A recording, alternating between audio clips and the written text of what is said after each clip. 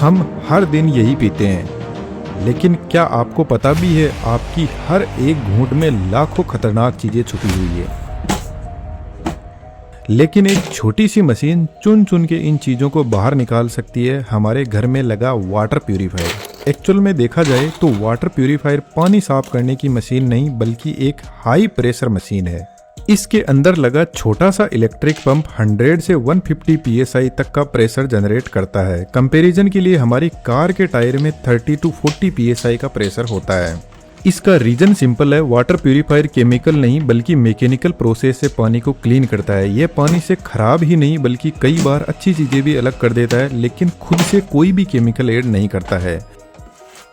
और जो लोग ऐसा सोचते हैं कि बारिश का पानी साफ होता है और मिनरल से भरपूर होता है, तो थोड़ा रुकिए, आगे हम इसको साइंटिफिक फैक्ट के साथ में वेरीफाई करेंगे। वाटर प्यूरीफायर का सबसे पहला सेडिमेंट फिल्टर होता है। इसका टेक्निकल नाम आप देख सकते हो, जिसके अंदर कुछ इस टाइप का एक रोल होता है जो पॉलीप्रोपिलीन का बना होता है। यह एक फूड ग्रेड प्लास्टिक है जो सेफ भी है और नॉन टॉक्सिक भी है। अगर हम इसकी एक लेयर को ओपन करके देखें तो इसके अंदर बहुत छोटे छोटे पोर होते हैं जिनकी साइज 5 to 20 माइक्रोन होती है। कंपैरिजन के लिए हमारे बाल की मोटाई करीब 70 माइक्रोन होती है। इसलिए घरों में generally 5 micron sand filter use किया जाता है, क्योंकि डस्ट पार्टिकल की साइज लगभग 10 माइक्रोन तक होती है। यह फिल्टर धूल, मिट्टी और प्लास्टिक के छोटे टुकड़ों को रोक लेता है। लेकिन बैक्टीरिया की साइज 0.2 माइक्रोन होती है, जो इससे आसानी से आगे निकल जाते हैं। इसका फिजिकल सेटअप सिंपल होता है। पानी बाहर से कुछ इस तरीके से अंदर आता है, जहां धूल मिट्टी बाहर ही रुक जाते हैं और साफ पानी पोर से होकर अंदर ट्यूब में जमा होता है, जहां से आगे जाता है। लेकिन ध्यान देने वाली बात यह है कि इस स्टेज पर भी पानी का TDS 1000 या उससे ज्यादा हो सकता है। TDS क्या होता है और यह क्यों इम्पोर्टेंट है, इसे हम थोड़ी देर में डिटेल से समझेंगे। कमेंट में जरूर लिखना आपके एरिया का TDS कितना है। तो सबसे पहले एक छोटा सा काम कर लीजिएगा, वीडियो को लाइक और चैनल को सब्सक्राइब जरूर से कर लीजिएगा। वाटर प्यूरीफायर में मेम्ब्रेन एक बहुत ही इंपॉर्टेंट कंपोनेंट होता है, तो उसकी सेफ्टी जरूरी है। इसलिए बड़े डस्ट पार्टिकल को पहले ही रोक लिया जाता है, वरना मेम्ब्रेन तो इन सबको एक साथ में ही क्लियर कर सकती है। दूसरा इंपॉर्टेंट कंपोनेंट होता है प्री कार्बन फिल्टर। यह भी एक कार्ट्रिज में लगा रहता है, लेकिन असल में यह कोकोनट सेल या लकड़ी से बना एक्टिवेटेड कार्बन होता है, जिसमें छोटे छोटे ग्रेन्स को ऐसे सेट किया जाता है।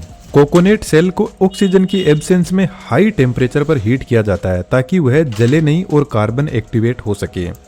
जब कार्बन एक्टिवेट होता है तो इसके अंदर हजारों छोटे छोटे होल्स और टनल बन जाते हैं। सिर्फ 1 ग्राम एक्टिवेटेड कार्बन के अंदर मौजूद इन टनल्स का टोटल सरफेस एरिया 800 से 1200 स्क्वायर मीटर हो सकता है, लगभग एक क्रिकेट पिच जितना बड़ा।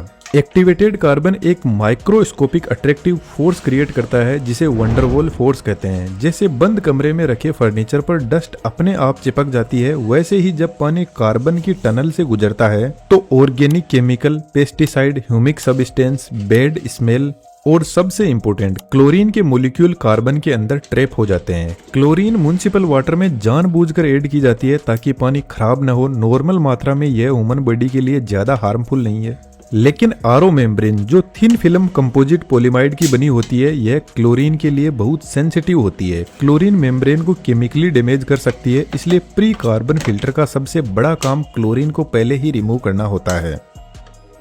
इसके आगे कार्बन ब्लॉक एक और फिल्टर होता है। इसको कोकोनट सेल के एक्टिवेटेड कार्बन का बारीक पाउडर बनाकर कार्टेज में सेट किया जाता है। यह भी क्लोरीन और इम्प्योरिटीज को फाइनल तरीके से एब्जॉर्ब करता है।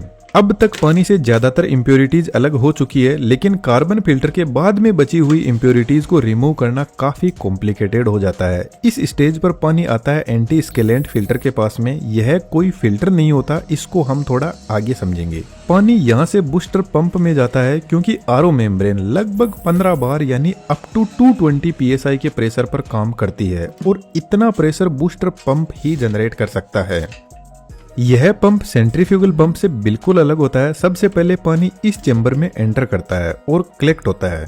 इस चेंबर के नीचे वॉल हाउसिंग लगी रहती है। वॉल हाउसिंग के ऊपर होल्स बने रहते हैं और पीछे की तरफ rubber like flexible PTFE walls लगे रहते हैं। जब वॉल थोड़ा सा नीचे की तरफ पुल होता है तो यह होल से दूर हट जाता है और पानी नीचे फ्लो करने लगता है। अब सवाल आता है कि वॉल को पुल करेगा कौन। तो फिर वॉल हाउसिंग के नीचे एक और असेंबली होती है जहां पर 3 पिस्टन डायफ्राम पर अपने अपने अलग अलग चेंबर में लगे रहते हैं। पिस्टन कुछ इस तरीके से मूव करता है। जब वॉल हाउसिंग डायफ्राम के ऊपर कुछ इस तरीके से अच्छे से सेट हो जाती है और जब पिस्टन पीछे जाता है तो वह वैक्यूम क्रिएट करता है, जिससे वॉल भी पीछे जाता है और यह होल ओपन हो जाते हैं और पानी अंदर चला जाता है। यह ठीक एक सिरिंज की तरह काम करता है। जब यह चेंबर पानी से फुल हो जाता है और पिस्टन वापस ऊपर जाएगा तो अब वॉल के ऊपर बाहर की साइड में फोर्स लगेगा, जिससे यह सभी होल टाइटली बंद हो जाएंगे। तो फिर अब पानी के लिए एक नया रास्ता खुलता है पिस्टन के प्रेशर से। यह वाला सेंट्रल वॉल बाहर की साइड में खुल जाता है और हाई प्रेशर पानी इधर से बाहर निकल जाता है और आगे मेम्ब्रेन की तरफ जाता है। यह एक अलग टाइप का पंप है। इसका मैकेनिज्म थोड़ा सा कॉम्प्लिकेटेड है, तो मैं आपको सिंपल लैंग्वेज में समझा देता हूँ। मान लो यह सिरिंज है, लेकिन इसमें एक की जगह 2 ओपनिंग है, एक इनलेट और एक आउटलेट। जो इनलेट साइड है इसमें वॉल को अंदर की तरफ लगाते हैं और आउटलेट साइड में वॉल को बाहर की साइड में लगाते हैं। जब हम पिस्टन को पीछे की तरफ खींचेंगे तो वैक्यूम क्रिएट होगा और इनलेट वॉल पर अंदर की तरफ फोर्स लगेगा, जिसकी वजह से अंदर की तरफ यह वॉल ओपन हो जाएगा। लेकिन आउटलेट वॉल अंदर की तरफ वैक्यूम की वजह से और ज्यादा टाइट हो जाएगा, क्योंकि वह बाहर की साइड में खुलता है। अब जब पिस्टन को वापस फोर्स लगाएंगे तो इनलेट वाल्व पर फोर्स लगेगा तो वह मजबूती से बंद होगा और आउटलेट वाल्व बाहर की साइड में ओपन हो जाएगा। ठीक सेम ऐसा ही पंप काम करता है। पंप के नीचे लगी ड्राइव असेंबली को मोटर से पावर मिलती है। मोटर के रोटेशन से यह असेंबली अप डाउन वाइब्रेट करती है, जिसका फोर्स डायफ्राम और पिस्टन तक पहुंचता है। इस कंटिन्यूअस मूवमेंट से पानी को हाई प्रेशर पर मेम्ब्रेन तक पुश किया जाता है। मेम्ब्रेन एक तरीके से रोल शेप में बनी होती है और एक्चुअल में फिल्टरिंग का काम यही करती है। सबसे ऊपर पॉलीमाइड की लेयर होती है और इस लेयर के अंदर 0.0001 माइक्रोन या 0.1 नैनोमीटर साइज के पोर होते हैं। पंप के हाई प्रेशर की वजह से इस लेयर को सपोर्ट देना जरूरी है, तो इसके नीचे पॉलीसल्फोन की लेयर लगी रहती है और इसके नीचे पॉलिस्टर लेयर पूरे स्ट्रक्चर को सपोर्ट करती है।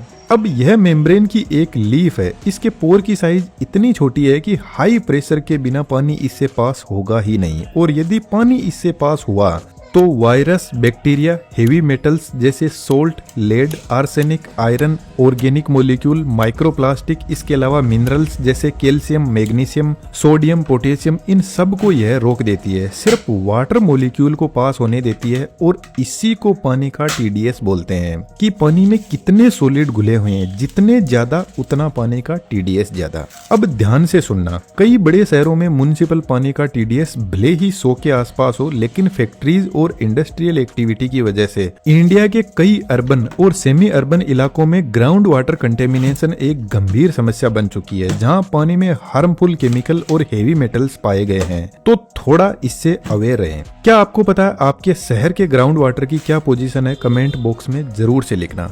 इस लीप को कुछ ऐसे फोल्ड करते हैं, बीच में फीड स्पेसर यानी एक प्लास्टिक की नेट को डालते हैं। यह नेट बेसिकली पंप के हाई प्रेशर पानी को पाथ प्रोवाइड करवाती है फ्लो करने के लिए। जब क्लीन वाटर मेम्ब्रेन को क्रॉस करके ऊपर आएगा तो इसको कलेक्ट करने के लिए एक और नेट लगाते हैं, परमिएट कैरियर। यह बेसिकली पानी को रास्ता देता है। इसके 3 साइड में ग्लू लगा देते हैं और ऊपर से फिर से एक मेम्ब्रेन लीप चिपकाकर पैक कर देते हैं, तो जो भी साफ पानी होगा वह सिर्फ एक ही साइड में जाएगा और इधर की साइड में एक ट्यूब लगा देते हैं जिसमें साफ पानी कलेक्ट होता रहेगा। अब इस मेम्ब्रेन का रोल बनाते हैं, तो जो हाई प्रेशर गंदा पानी पंप से आता है वह फीड स्पेसर से फ्लो करता है, लेकिन हाई प्रेशर की वजह से पानी मेम्ब्रेन को क्रॉस करके परमिएट कैरियर के थ्रू सेंटर ट्यूब में कलेक्ट होता जाता है, जिसको आगे यूवी चेंबर में भेजा जाता है। सिर्फ 20 to 30% पानी मेम्ब्रेन को क्रॉस कर पाता है, बाकी 70% पानी वेस्ट निकल जाता है। और यदि पानी का टीडीएस ज्यादा हुआ तो पानी क्लीन होने का परसेंटेज और भी कम हो जाता है। मेम्ब्रेन के आउटपुट में 2 आउटलेट होते हैं, एक में साफ पानी जाता है और एक से खराब पानी बाहर निकल जाता है। लेकिन थोड़ा सा अपने दिमाग पर जोर डालो, जिस आउटलेट वाल से खराब पानी निकल रहा है, यदि उस पानी को हम रोकेंगे नहीं तो फिर पंप का हाई प्रेशर सीधा ही इधर से निकल जाएगा, मेम्ब्रेन पर प्रेशर लगेगा ही नहीं। तो फिर जिधर से खराब पानी निकलता है वहां पर फ्लो रिस्ट्रिक्टर लगा रहता है। बेसिकली इससे थोड़ा थोड़ा पानी पास होता है और मैक्सिमम प्रेशर मेम्ब्रेन पर ही लगता है। यदि आपने थोड़ा सा अपना दिमाग को यूज में लिया हो तो एक क्वेश्चन माइंड में जरूर से आया होगा कि मेम्ब्रेन से पहले हमने सैंड फिल्टर, कार्बन फिल्टर क्यों लगाए? जब मेम्ब्रेन एक ही साथ में इन सबको क्लियर कर देती है तो उन सब की जरूरत ही क्या है? एक्चुअल में वाटर प्यूरिफायर में मेम्ब्रेन और बूस्टर पंप दो मेन कंपोनेंट होते हैं और वाटर प्यूरिफायर की लगभग कॉस्ट इन्हीं से निकल कर आती है। तो इनको सेफ रखना ज्यादा जरूरी है। हम बार बार मेम्ब्रेन को नहीं बदल सकते, लेकिन सिर्फ 200 से 400 का सैंड फिल्टर हम आसानी से बदल सकते हैं। अभी ऊपर हमने देखा था जब मेम्ब्रेन पानी को क्लीन कर रही थी, उसने गंदगी के साथ में मिनरल्स को भी अलग कर दिया, जैसे कैल्शियम और मैग्नीशियम। और कई बार यह मिनरल्स मेम्ब्रेन की लेयर के ऊपर ही बाहर बैठे रहते हैं और एक स्ट्रॉन्ग लेयर बना लेते हैं पत्थर जैसी, जिससे मेम्ब्रेन के पोर्स ब्लॉक होते जाते हैं। तो इससे बचने के लिए बूस्टर पंप से पहले एंटी स्केलेंट फिल्टर लगाते हैं। यह बेसिकली कुछ भी फिल्टर नहीं करता है, यह इन मिनरल्स को ही मैनेज करता है। मिनरल्स के ऊपर एक ऐसी स्लिपरी लेयर चढ़ा देता है जिससे मिनरल मेम्ब्रेन के चारों तरफ इकट्ठा न होकर स्लिप होकर बाहर निकल जाते हैं। अब मेम्ब्रेन के आगे यूवी चेंबर होता है जहां पर 254 नैनोमीटर वेवलेंथ का यूवी लैंप जलता है। यह चेंबर कंप्लीटली पैक होता है क्योंकि यूवी लाइट हमारी आंखों के लिए बहुत खतरनाक है। यदि हमने इसको देखा तो हम अंधे भी हो सकते हैं। बेसिकली यह बैक्टीरिया, वायरस और उनके डीएनए को खत्म करने का काम करता है। लेकिन आप फिर से सोच सकते हो कि जब मेम्ब्रेन ने इन सबको आने ही नहीं दिया तो इसमें बैक्टीरिया और वायरस कैसे आगे आ सकते हैं? तो एक्चुअल में मेम्ब्रेन वायरस और बैक्टीरिया को मारती नहीं है, बस उनको अंदर नहीं आने देती, जिसकी वजह से उनका डीएनए और प्रोटीन डीएक्टिवेट नहीं होता है और कुछ बैक्टीरिया और वायरस मेम्ब्रेन के चारों तरफ ही बैठे रहते हैं। तो यह जितने भी माइक्रो ऑर्गेनिज्म है उनके डीएनए को ब्रेक करने का काम यूवी चेंबर में होता है। फिर यहाँ से आगे एक और अल्ट्रा फिल्टर लगा सकते हैं जो बचे हुए माइक्रो ऑर्गेनिज्म को भी अलग कर देता है, लेकिन यह भी ऑप्शनल है। अब एक बहुत बड़ा गेम चलता है, थोड़ा ध्यान से समझना। मेम्ब्रेन पानी में से सब कुछ जो घुले मिले हुए हैं उनको अलग कर देती है, जिसकी वजह से टीडीएस अपने आप डाउन आने लगता है। मेम्ब्रेन से जो पानी निकलता है उसका टीडीएस 10 से 15 तक होता है। लेकिन कुछ लोगों को ऐसा लगता है कि हमारे वाटर प्यूरिफायर ने टीडीएस को बहुत ज्यादा डाउन कर दिया, जिसका मतलब है